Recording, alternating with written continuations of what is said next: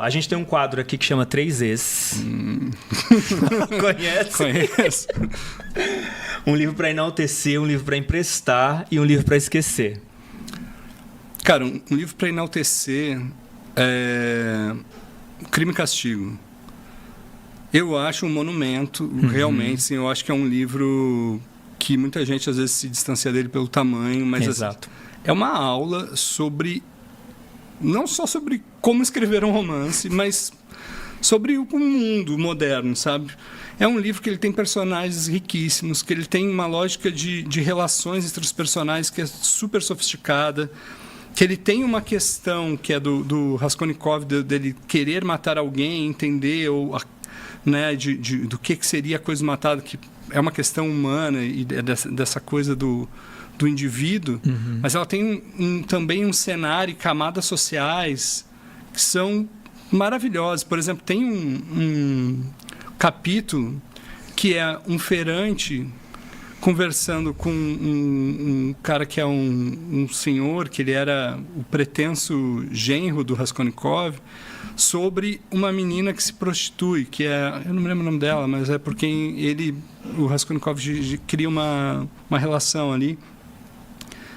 E ela se prostitui, daí ele começa a criticar ela, o pretenso cunhado do Raskolnikov começa a questionar, tipo, não, mas ela é uma mulher solta e tal. Daí o feirante, que era um cara mais comunista, assim, que já se diz com esses princípios, ele começa a falar, tipo, tá, mas o capitalismo não diz que a pessoa tem direito de gerar lucro como ele quer e não é dona do corpo dela, então ela pode fazer o que ela quiser, até porque ela é uma mulher e tal. Então tem uma discussão, cara, sobre... Isso quando? O cara falando então, isso quando? 1860, sabe? Então ele está falando de uma questão que, tipo... Hoje ainda a gente está voltando a falar da questão da mulher ter direito do seu corpo, fazer o que quiser com ele, como não quiser. Era um negócio que está lá. E assim como essas questões, tem tantas outras. Tem aquele capítulo que ele é monstruoso, assim, que é do... Eu não li ainda. É do pesadelo do cara matando uma égua, porque a égua não anda, mas açoitando. Cara, é monstruoso, assim, tem diversas camadas de questões ali que a gente olha e fala, tipo... Mano, é hoje. Esse mundo que o cara está escrevendo é sobre hoje, sabe? Nada mais atual. Então é um livro que eu acho que muito merece ser enaltecido, porque realmente é um monumento da literatura maravilhoso. Mundial. Assim. Super dica, inclusive para mim. Leia. Preciso ler. Que a pilha, né? Mas esse eu tenho que ler. Eu vou te confessar uma coisa. Eu li há muito tempo atrás e esse ano eu reli de uma forma alternativa. O que significa?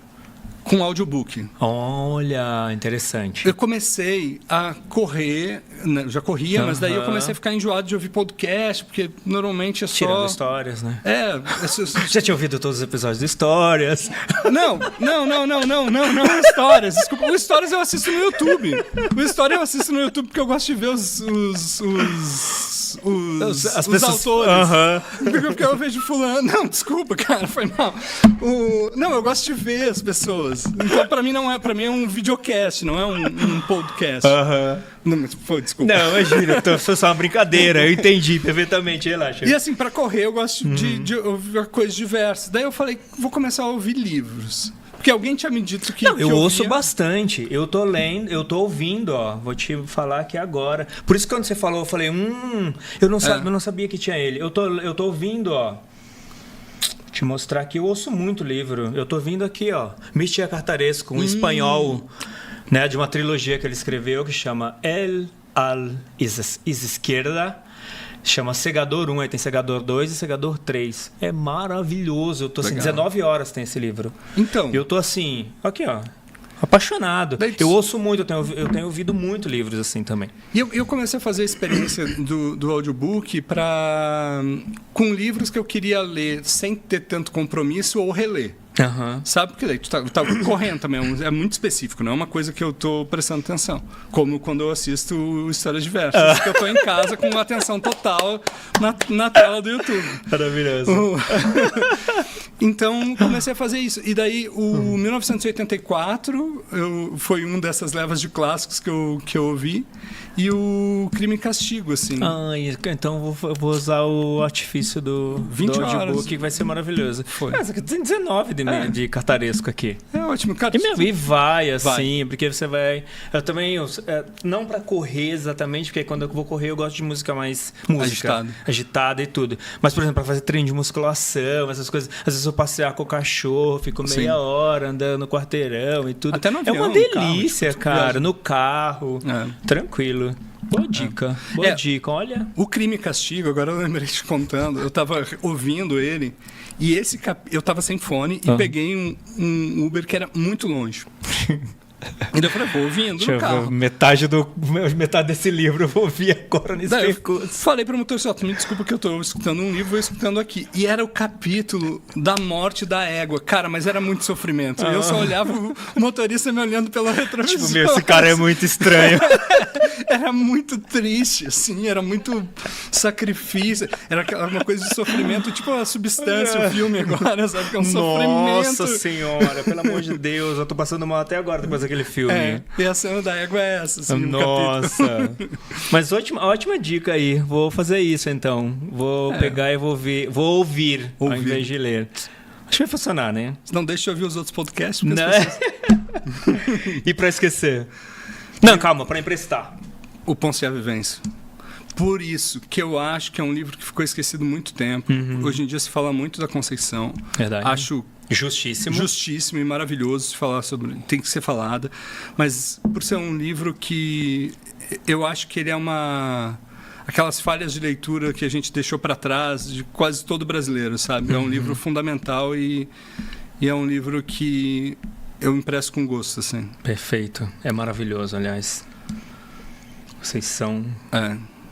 ela é demais. Que bom que ela conseguiu ser reconhecida em vida. Que bom. E que essa onda nova está acontecendo com ela e ela está sendo porta-voz dela mesma. É verdade.